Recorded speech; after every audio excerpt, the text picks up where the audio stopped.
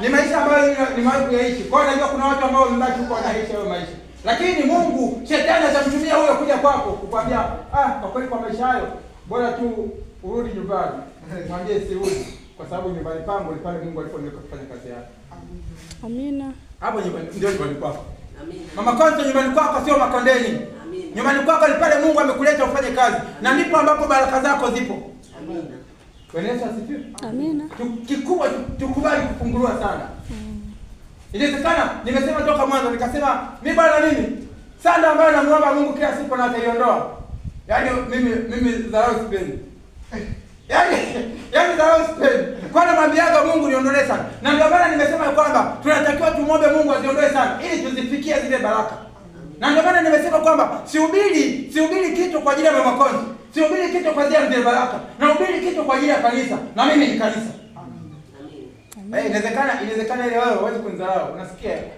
Usinilegeza kuleta. Ukinizingua tazingwana. Inawezekana mkosea Mungu. Inawezekana nashindwa kusonga mbele kwa sababu ni sanda ambayo inanizuia. Bwana Yesu asifiwe. Lakini namwambia Mungu iondoe. Waanze kuniita na wewe nimekuwa zoba siku hizi. Alafu mimi nipige hatua. Siku na paki cha mseleleko hapo. Au nadhani kwa Rusi aliona na shirika lile linasaidia walemavu. Bwana Yesu asifiwe. Amina. Kumbe nimekubali kufunguliwa sana. Nimekubali kuitwa mnyonge. Nimekubali kuitwa kwamba anatoa kanisani angalia tayari yake. Nimekubali kuitwa kwamba yani asubuhi na jioni yuko kanisani, sio anafanya kazi saa ngapi. Nikwambia hata kumtumikia Mungu ni ajira. Amina. Mimi na uwezo wa kutoa ushuhuda na kila mtu ni shahidi kwamba nimeanza kupanda mboga ni juzi. Lakini Mzee Baraka nimekaa na Mzee Baraka hapa ni zaidi ya mwaka. Mzee Baraka umewahi kusikia natangaza ziki? Sitangazi ziki. Na siendi kutafuta kibarua cha kulima kwa sababu nimemwambia Mungu kama nakutumikia wewe usika na kunilisha. Lakini aliponipeleka mahali iko kazi ya kufanya, nafanya kazi. Lakini akiniweka mahali kazi hamna, namwambia Mungu umeniweka mahali kazi hamna, ila maana ofisi ni kwako. Utanipa hela ya kula, utanipa hela ya bocha. Ili niombe na watu kwenye simu. Bwana Yesu asifiwe. Lakini ukikubali kufunguliwa ni sana. Ukikubali kuacha tabia za asili.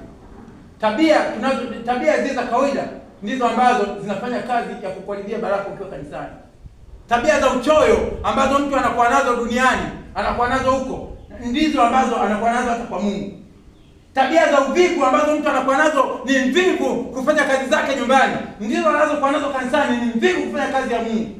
Tabia ambazo nilichoyo mtu yaani ukiomba kitu anakuona kama shetani mmoja, ndio tabia ambazo anaingia nazo